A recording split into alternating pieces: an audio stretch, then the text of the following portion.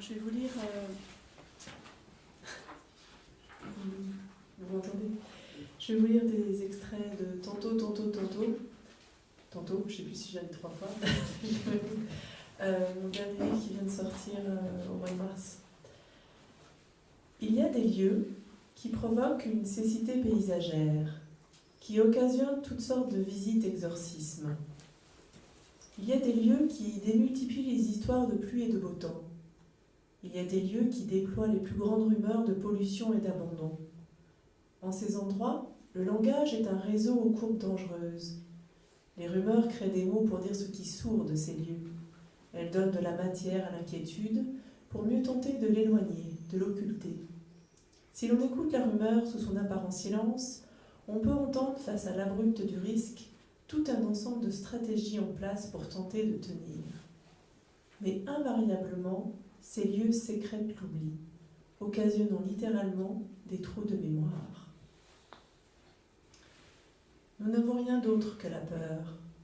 Chaque mouvement de respiration en est une articulation, que ce soit en pleine abondance ou dans l'accélération amoureuse.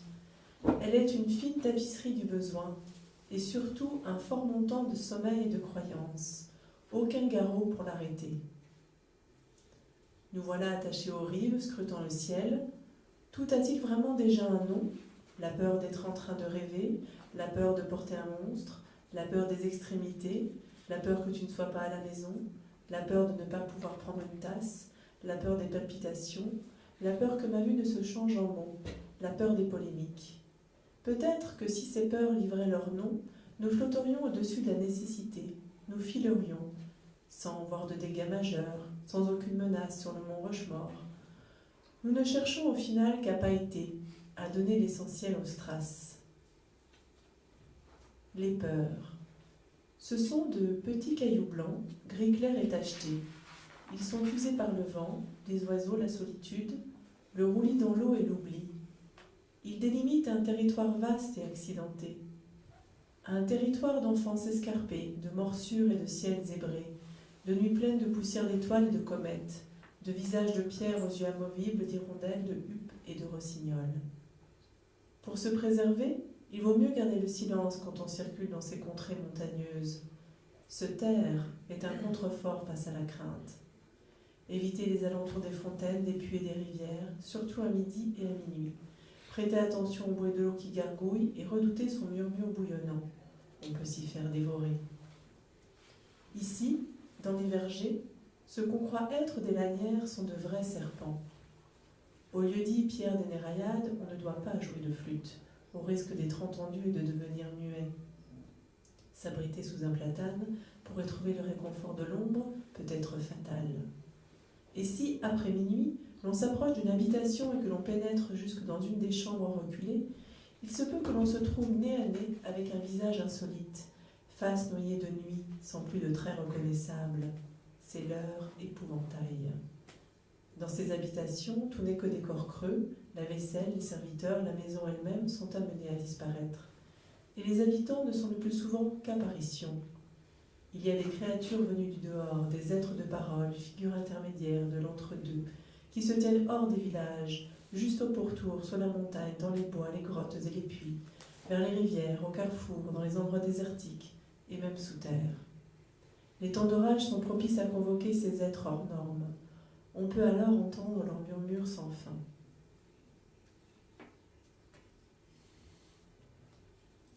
Et puis le silence. Un silence où plus rien n'existe. Un silence de vide. On entend seulement qu'on n'entend rien. De nous à l'autre bout des sommets, de nous jusqu'au fond du ciel. Aucune chose n'existe plus nulle part. Tout se resserre, commencement et fin ne faisant qu'un. Au fond, je regarde bien, rien ne bouge. Je scrute avec attention, tout est immobilité. Des hautes parois du nord à celles du sud, nulle place pour la vie. Au contraire, tout est recouvert par ce qui est son empêchement. Quelque chose est mis partout entre ce qui est vivant et nous. La catastrophe se cache partout. Elle se génère elle-même, vient d'elle-même, se fait elle-même, puis vient à nous. Elle est partout où nous voulons voir. Chaque catastrophe qui s'abat est une matière première. Elle colle toujours à la peau, longtemps, C'est un intransformé à transformer. Enfant de la catastrophe, notre ordinaire est chaos. Le calme est une accalmie non ordinaire. Nous ne sommes que bouleversement. Fracas, tremblements, fractures organisent implacablement les êtres et les choses. Et je suis toujours à l'intérieur. Je suis toujours à l'intérieur depuis ce jour-là, depuis que cela est arrivé. Je suis toujours à l'intérieur de la catastrophe, à l'intérieur de ces ébruures, de ces glissements, de ces cascades de bruit, de ces fragments hurlants, de sa poussière qui reste dans la bouche, qui s'infiltre partout, de ces secousses même les plus infimes que je ressens distinctement les unes après les autres. Je suis toujours à l'intérieur, confiné dans son espace, l'inspirant et l'expirant à un rythme haletant. Je suis toujours à l'intérieur depuis ce jour-là, depuis que cela est arrivé, à l'intérieur de cet espace flottant, limbique, indécidable, entouré de cendres grises et blanches, de cendres fines et pailletées, scintillant dans les reflets glacés des immeubles. Je suis toujours à l'intérieur de cet espace mouvant, sans frontières ni repères, dans une zone d'inconfort permanent, de chassés-croisés, de béance intenable où je suis tenu de tenir. Le vide qui aspire vers l'intérieur, le vide constant, sans contour, cette trouée. Tout a l'air recouvert de blanc, d'un blanc gris inerte. Les extérieurs et les intérieurs sont blancs, je suis blanche même à l'intérieur, je suis blanche à l'intérieur de sa nature blanche, de sa matière blanche, de ses projectiles blancs, de son air blanc, de son ciel blanc et de sa circularité blanche. Il n'y a pas d'après, l'avant est révolu. Il n'y a qu'elle, la catastrophe, comme point de départ et d'arrivée, comme point tout court. Un point où je me tiens, dans une apesanteur, dans un temps continu, non linéaire.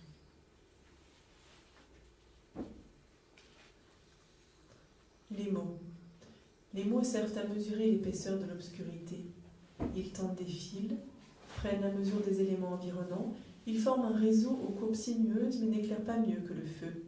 Tranchées remplies de boue, sacs remplis de cendres et de branches consumées, hommes remplis de peur, le danger fait partie des fondations du monde. Nous vacillons. Il y a ici-bas de l'inapprivoisé, un espace de pure sauvagerie que même les mots ne captivent ni ne capturent vraiment. La nuit, quand nous regardons un être dans les yeux, nous voyons un contre-jour, de la façon dont nous voyons les morts. C'est là que nos silhouettes se tiennent alors au seuil d'un noir inapprivoisable, irréductible intensité hantée qui nous frôle jusqu'à nous pénétrer. Finalement, nous ne sommes à l'abri nulle part, ni au fond d'une tranchée, ni dans une anse ombragée, ni même en forêt. Le paysage n'est pas devant nous. Nous en sommes la suite continue. Nous sommes la suite mêlée et continue des branches moussues, des bras de lierre, des sabots des cerfs, des surfaces rocheuses, des truffes humides, des milliers de myriapodes. Nous sommes cette suite continue et liée par toutes nos extrémités à l'humidité touffue et respirée. Enchaînement d'organismes doubles, proies et prédateurs. D'abord chasseurs-cueilleurs, c'est bien d'exploration en forêt qu'il s'agit, en tout premier lieu. La terreur, notre plus vieil ancêtre, croît en nous, en cultivant son terreau terrorisant sur un tapis de bois mort où poussent lichen, fougères, jacinthes et lactaires. Nichée en nous, elle sillonne avidement les champs d'herbacées, mais dessous, ce qui était dessus, ce qui était dessous. Les feuilles mortes se broient, la glaise s'affaisse, le bois vermoulu se fend sous nos pas, et tout n'est plus que grouillement, mastication, morsure, fouissage, rebond, rumination de bêtes. Nichée en nous, elle traque, elle les traque.